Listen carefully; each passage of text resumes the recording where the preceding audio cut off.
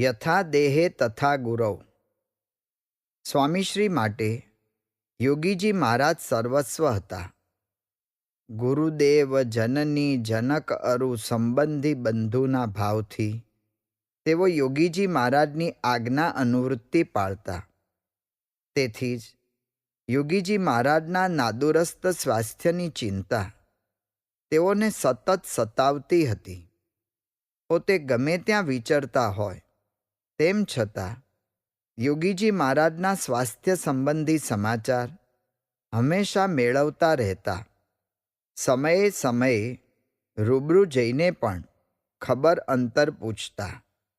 છેલ્લા 4 મહિનાથી અનેક ઉપચારો છતાં યોગીજી મહારાજના સ્વાસ્થ્યમાં સંતોષકારક સુધારો ન થતા સ્વામીશ્રીએ હવે યોગીજી મહારાજને સારવાર અર્થે મુંબઈ લઈ જવાનો વિચાર કરેલો. પરંતુ 5ને પૂછીને કામ કરવું એ પોતાની કાર્યશૈલી મુજબ તેઓએ પોતાનો આ વિચાર પ્રથમ તો વડીલ સંતો હરિભક્તોને જણાવ્યો. સૌને સ્વામીશ્રીની વાત યોગ્ય જણાઈ. પછી યોગીજી મહારાજની રુચિ શું છે તે જાણવા માટે તારીખ 14/6ના રોજ યોગીજી મહારાજના ઓરડામાં સ્વામીશ્રી તેઓને મળવા માટે ગયા. યોગીજી મહારાજને સઘળી વિગત જણાવી ત્યારે તેઓએ પણ મુંબઈ જવા અંગે સંમતિ આપી. સ્વામીશ્રીના નિર્ણયમાં યોગીજી મહારાજ ભાગ્યે જ ફેરફાર કરતા, છતાં સ્વતંત્રપણે કોઈ નિર્ણય ન લેવાની જીવનશૈલી સ્વામીશ્રીએ છેક સુધી જાળવી રાખેલી. આમ યોગીજી મહારાજને મુંબઈ લઈ જઈને 3-4 નિષ્ણાત તબીબોના અભિપ્રાયના આધારે નિદાન સારવાર કરવાનો નિર્ણય સર્વસંમતિથી લેવાયો. દેહ અને દેવની જેમ ગુરુનું જતન સ્વામીશ્રીએ કરી જાણ્યું. તારીખ 16/6ના રોજ યોગીજી મહારાજ ગોંડલથી મુંબઈ જવા નીકળ્યા. તેઓ સાથે મહંત સ્વામી, ઈશ્વરચરણ સ્વામી તથા અન્ય સંતો ભક્તો હતા. સ્વામીશ્રી પણ સુરેન્દ્રનગર સુધી ટ્રેનમાં સાથે જ રહેલા. અહીંથી યોગીજી મહારાજ અમદાવાદ થઈને મુંબઈ જવાના હતા અને સ્વામીશ્રી બોટાદ થઈને સારંગપુર પહોંચ્યા.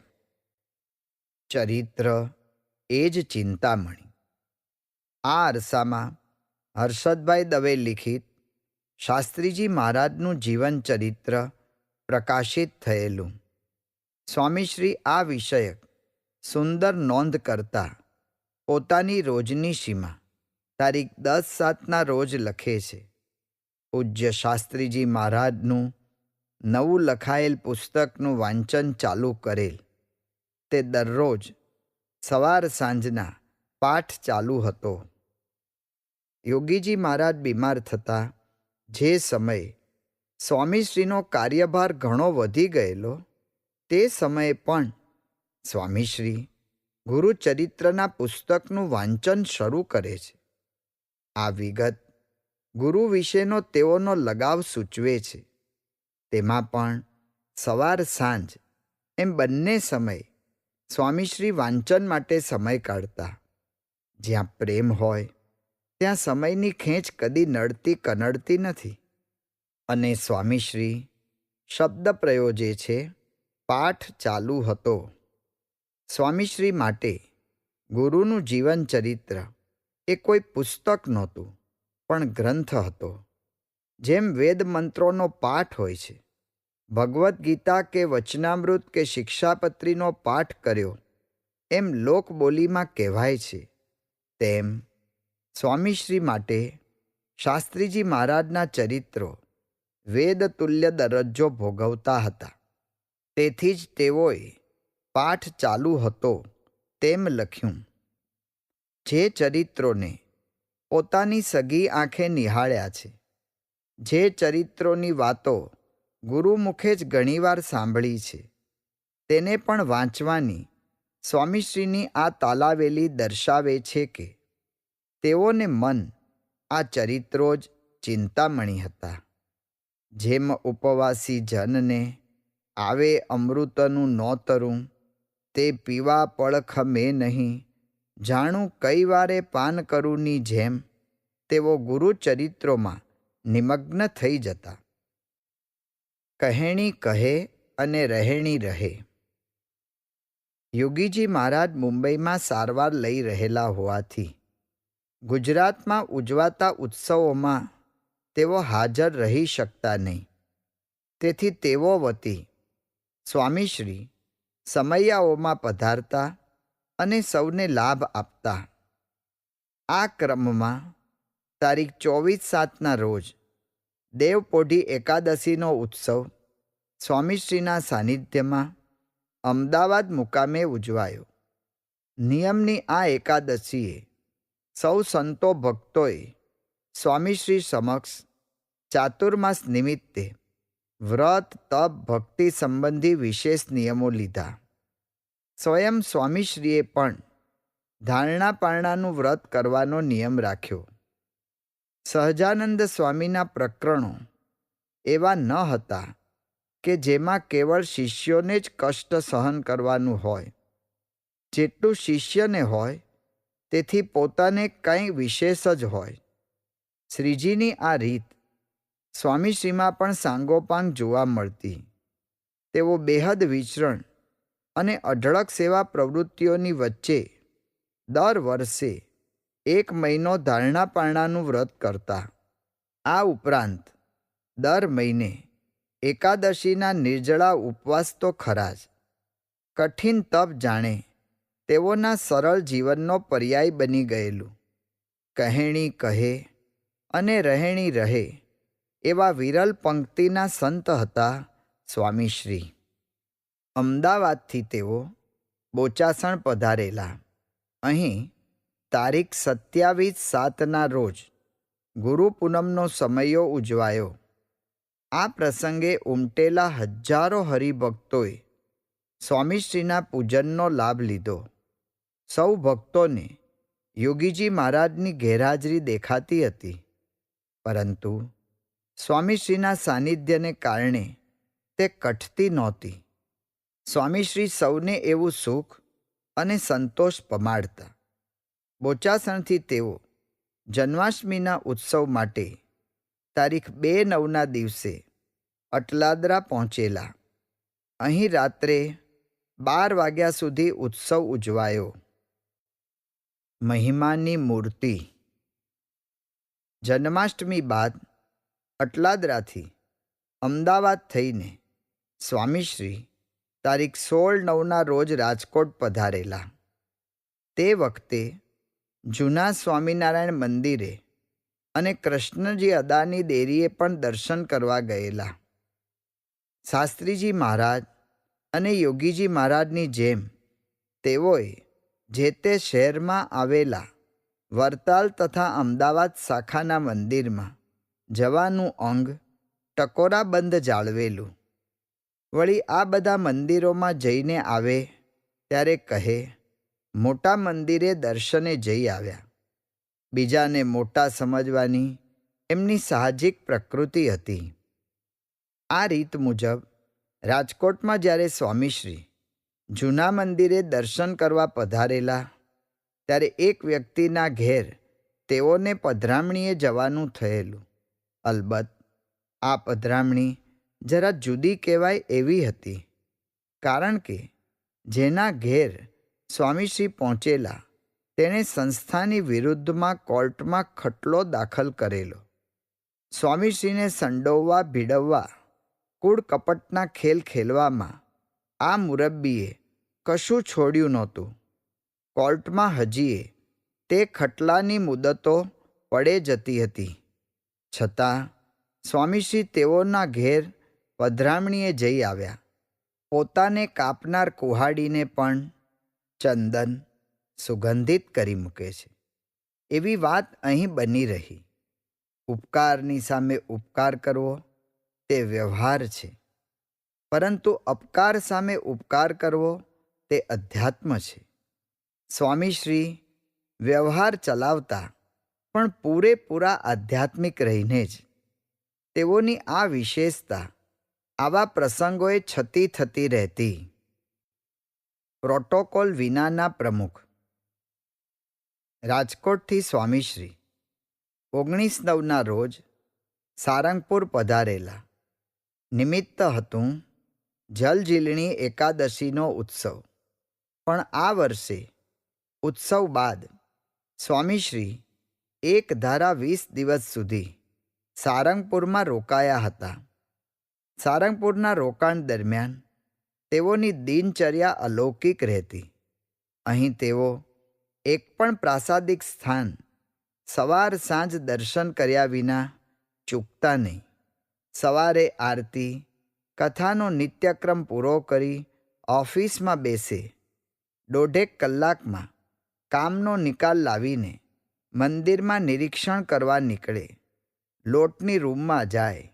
છાસની રૂમની પણ મુલાકાત લે. વસ્તુઓ આડી અવળી હોય તો ઠીકઠાક મુકાવે. ગંદકી હોય તો સાફ કરાવે. સ્વચ્છતા તો પહેલેથી જ તેઓને બહુ ગમતી. તે વખતે મંદિરની પાછળ શંખલી કુંડ પાસે લીમડી હતી. ત્યાં જઈને તેઓ બેસતા અને મંદિરના સંતો સેવકોને મળતા સાંભળતા. મંદિર અને સભામંડપ સિવાય ભોજનશાળા, રસોડું, કોઠારમાં બધે છત તરીકે વાંસ અને નળિયા જ હતા. તેવી ભોજનશાળામાં સૌ સાથે સ્વામીશ્રી પણ કોથળા પર બેસીને જમે. ગામના બધા મોટેરા સાથે સ્વામીશ્રીને એવો ઘરોબો હતો કે સૌ તેઓને મળવા મંદિરે આવતા. હનુમાનજી મંદિરના કોઠારી પ્રભુદાસ તો સ્વામીશ્રીના ખાસ સ્નેહી બની ગયેલા. મંદિરમાં આવતા જતા અતિથિઓ, સત્સંગીઓની પણ સ્વામીશ્રી ખંતથી ખબર રાખે. તેઓના રહેવા જમવાનું પૂછે. બોટાદ જવું હોય તો વાહનની ગોઠવણી પણ કરી આપે. કોઈને ખબર ન પડવા દે કે મંદિરમાં સંતો સામગ્રીઓનો તોટો છે. બપોરે શાસ્ત્રીજી મહારાજના ઓરડામાં સૂવે. રાત્રે સભામંડપની બહાર બારણા પાસે આરામ કરે. બપોરે જાગ્યા બાદ તેઓની પત્ર વ્યવહારની કચેરી ખુલતી. સ્વામીશ્રી પાતળી ગોદડી પર બેસી પત્રો વાંચતા લખતા જાય. લખતી વખતે કલમ પાણીના રેલાની જેમ ચાલે. દરવાજા પાસે અનાજ, કપાસ, મગફળી ભરવાની નાની ઓરડીઓમાં પણ સાંજે જાય. આંબલીવાડીના ખેતર પર મંદિરના નિભાવનો ઘણો આધાર રહેતો. તેથી તેને જતન કરીને સાચવે. રખેવાળ બાવા કાઠીને લઈને વાડીના ચારેય શેઢા ફરી વળે. અહીં એક ઓટો હતો. ત્યાં બેસીને કોઠારી સાથે મંદિરના વ્યવહારની વિગતે ચર્ચા કરે. જ્યાં રહીને શાસ્ત્રીજી મહારાજે સારંગપુરનું ભવ્ય મંદિર બાંધ્યું. જ્યાં હાલ આરસની છત્રી છે તેની બાજુમાં નાની કૂઈ છે, તેને પથ્થરથી ઢાંકેલી. ત્યાં રોજ રાત્રે નિયમ ચેષ્ટાનું ગાન કર્યા બાદ બેસે જ. આમ પોતાની આવી દિવ્ય દિનચર્યાથી સ્વામીશ્રી ધૂળિયા સારંગપુરને ધન્ય કરી મૂકતા. મંદિરમાં તેઓનું રહેવાનું, સૂવાનું, જમવાનું બધું જ જાહેરમાં રહેતું. તેઓએ પોતાના અલાયદા ઓરડા કે વાહન રાખ્યા નહોતા. તેઓ પ્રોટોકોલ, વિશેષાધિકાર વિનાના પ્રમુખ હતા. વગડાના વાયરાની ઝાપટ. એકવાર સારંગપુરમાં ઉગ્રતાના ઇજારાદાર જેવા બાવાઓ 70ની સંખ્યામાં આવી ચડેલા અને ધર્મકિશોરદાસ નામના એક સાધુ આગળ 32 ભોજન 33 શાકની આજ્ઞાપત્રિકા ફાડી દેતા તકાદો કરેલો કે હમારી જમાત હૈ, હમે સીધા દે દો.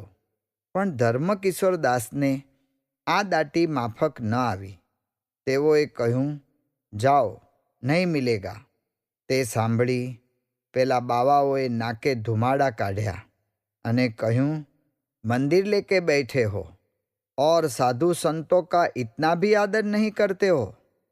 તેની સામે ધર્મકિશોર દાસે પણ બાવડા ફૂલાવ્યા. જાઓ, નહીં દેંગે. પણ ક્યારેય પ્રતિકારથી પરિચિત નહીં એવા આ બાવાઓ બબ્બે વારનો નન્નો સાંભળી ગિન્નાયા. વગડાના વાયરા જેવા બે લગામ એ બાવાઓની દુનિયામાં આબરૂ પ્રતિષ્ઠા જેવા શબ્દો તો સાવ બિન ઓળખીતા. તેથી તેઓએ ભેગા થઈને ધર્મકિશોરદાસને ધક્કે ચડાવ્યા. તેટલામાં કોકે આવીને તે સાધુને શાણી સલાહ આપી કે શિર સલામત તો પગડિયા બહુત. સીધું ફરી આવશે પણ ભોંડું તોડી નાખશે તો? પછી સીધા દીધા અને જમાત ચીપિયા ખખડાવતી ચાલી નીકળી. જ્યારે સ્વામીશ્રીએ આ વિગત જાણી ત્યારે તેઓ હસતા હસતા બોલેલા. શ્રીજી મહારાજ બધે હર્યા ફર્યા અને નિરીક્ષણ બહુ કર્યું. પછી સૌને અનુકૂળ હોય એવો સંપ્રદાય સ્થાપ્યો.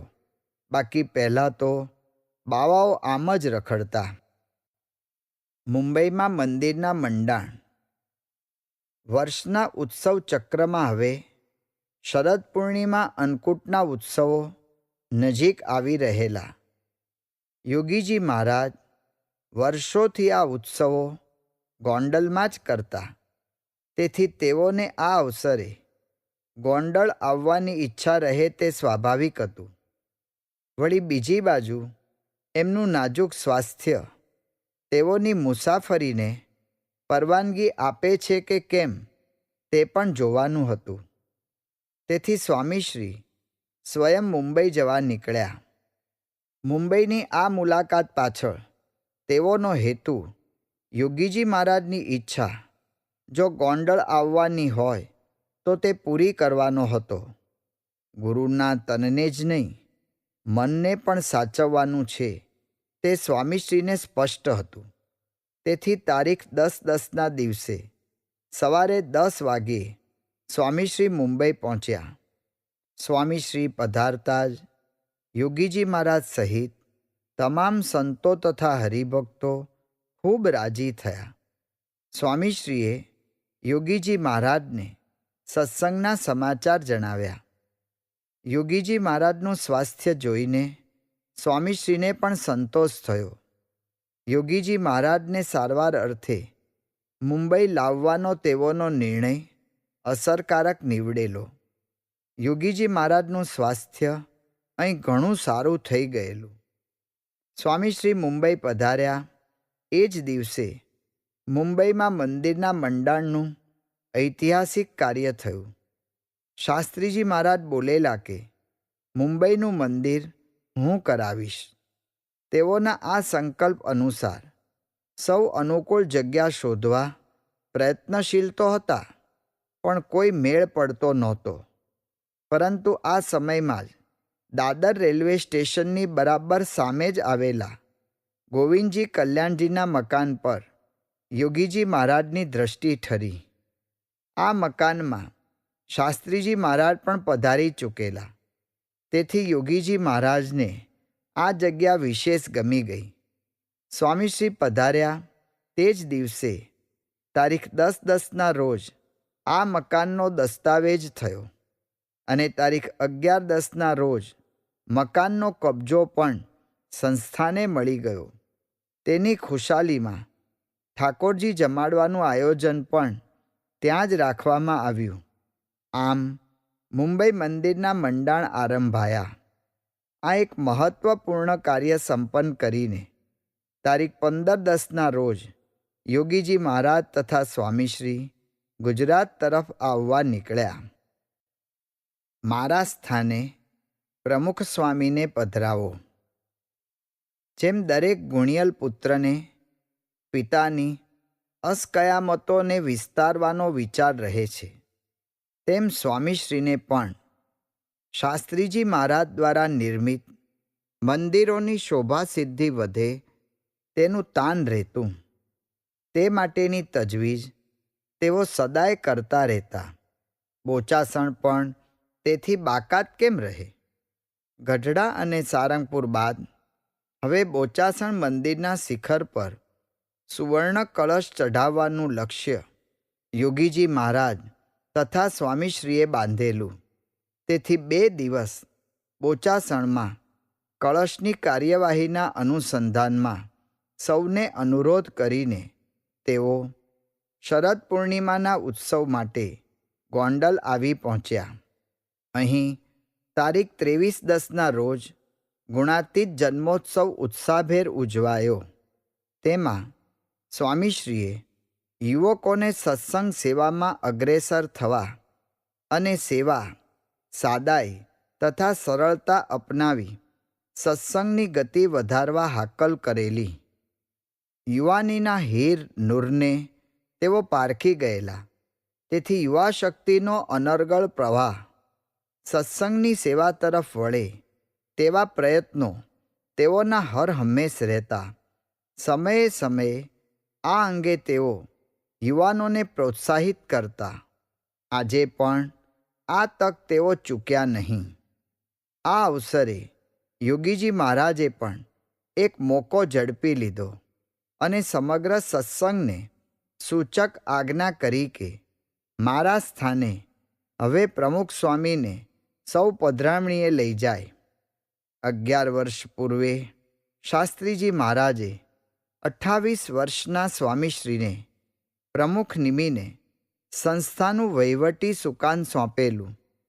આજે યોગીજી મહારાજે તેઓના ખભે અન્ય એક વિશેષ જવાબદારી મૂકી.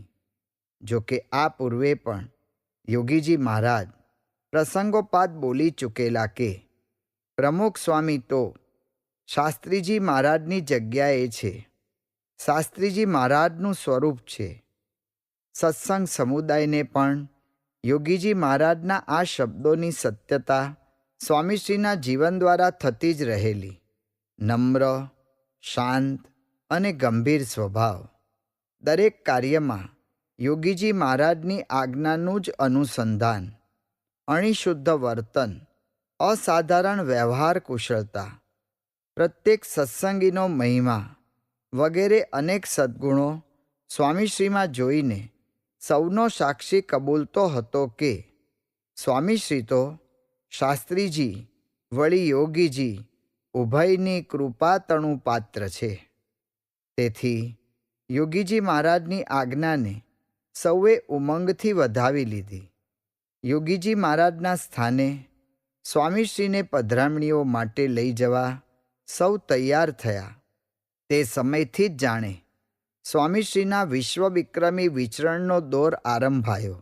અલબત્ત સ્વામીશ્રી અત્યાર સુધી મંદિરે મંદિરે અને ગામે ગામે વિચરતા જ રહેલા. તેઓના જીવનમાં એવા દિવસો બહુ ઓછા આવતા કે જ્યાં સૂર્યોદય જોયો હોય ત્યાં જ સૂર્યાસ્ત જોવા મળે. પરંતુ હવે તે વિચરણ વધુ ભરચક અને ભીડાભર્યું થવાનું હતું. સ્વામીશ્રી પણ એ માટે તૈયાર હતા.